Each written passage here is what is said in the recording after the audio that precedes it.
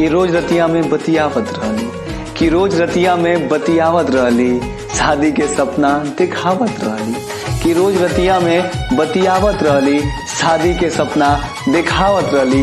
हमके ये चीज सुनी ना कही के बोलावत रहली, हमके ये चीज सुनी ना कही के बोलावत रहली।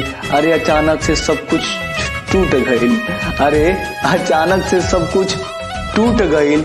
उनकर साथ भी हमसे छूट गईल, उनकर साथ भी हमसे छूट गईल।